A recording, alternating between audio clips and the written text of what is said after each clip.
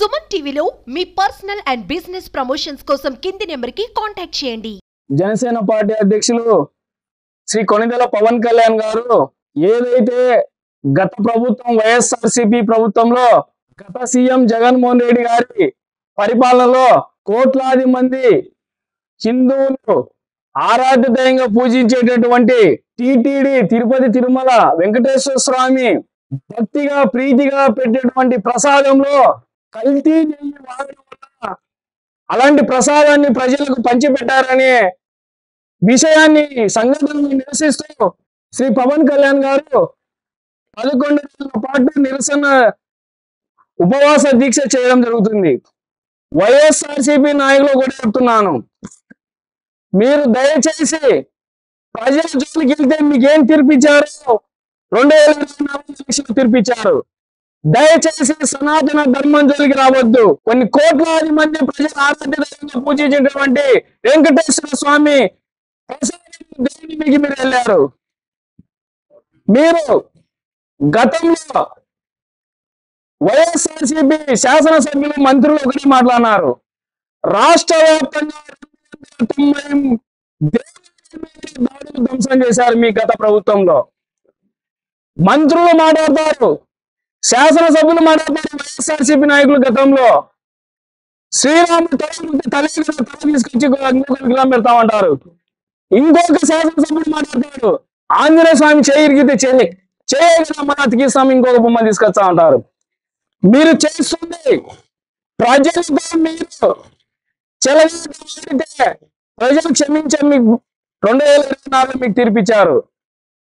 ప్రజలు ప్రతి ఒక్క హిందూ పౌరుడు ఆచరించే హిందూ దేవుడికి మీరు దయచేసి మీ పతనం మొదలైంది అని తెలియజేస్తున్నాను. వైఎస్ఆర్సీపీ నాయకులు ఒకటే ఈరోజు మాట్లాడుతున్నారు, మీరు తప్పు చేశారు, తప్పు ఒప్పుకొని తప్పును కప్పిపుచ్చడానికి పవన్ కళ్యాణ్ సనాతన ధర్మైనటువంటి హిందువుల మనోభావాల తరపున ఈ రోజు ఆయన దీక్ష చేయడాన్ని మీరు ఎటకారంగా మాట్లాడుతున్నారు.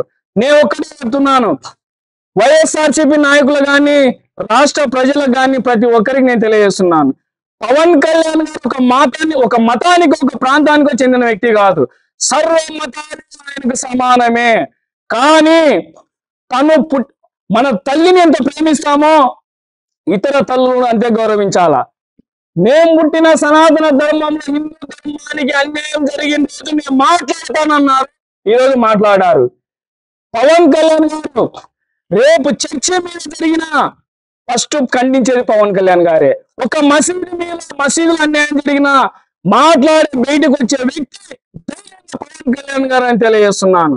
పవన్ కళ్యాణ్ గారి అభిమానులు పార్టీలో మతాల ప్రాంతాలకు అతీతంగా హిందువులతో పాటు ముస్లింస్, క్రిస్టియన్, మైనార్టీ, దళిత సోదరులు ఎక్కువ ఆయనకు అభిమానులు ఉన్నారు. మరి గతంలో 2019లో ఆళ్లగడ్డ నియోజకవర్గంలో సిరివెల్ల మండలంలో పవన్ కళ్యాణ్ గారు ఎవరైతే అప్పుల పేరుతో కౌలు రైతులు ఆత్మహత్య చేసుకున్న 135 కుటుంబాలకు ఒక్కొక్క కుటుంబానికి ₹1,00,000 చొప్పున ఆర్థిక సాయం చేశారు. ఆ 135 మందిలో హిందువులు, ముస్లింస్ ఉన్నారు, క్రిస్టియన్ సోదరులు ఉన్నారు. మరి పవన్ కళ్యాణ్ ఒక హిందూ సోదరుకే కాదు ఆర్థిక సాయం చేసింది. మరి దీన్ని కూడా ఆ రాష్ట్ర ప్రజలు వైసీపీ నాయకులు గుర్తించాలని తెలియజేస్తున్నాను. పవన్ కళ్యాణ్ గారు ఈరోజు కూడా చెప్తున్నాను, ఏ మతం కానీ ప్రాంతం కానీ కష్టం ఎక్కడ ఉంటే బాధలు ఎక్కడ ఉంటే పవన్ కళ్యాణ్ గారు ఉంటారని తెలియజేస్తున్నాను. గతంలో పవన్ కళ్యాణ్ గారు మసీదులకు, ఇమాములకు ఆర్థిక సాయం చేసిన విషయం కూడా నేను వైసీపీ నాయకులకు గుర్తు చేస్తున్నాను. ఎన్నో మసీదులకు ఆర్థిక సాయం చేశాడని నేను తెలియజేస్తున్నాను. నాకు తెలిసి పవన్ కళ్యాణ్ గారి చుట్టూ ఉన్నది ఒక దళిత సోదరులు, ఒక క్రిస్టియన్ సోదరులు, ఒక ముస్లిం సోదరులు ఎక్కువ.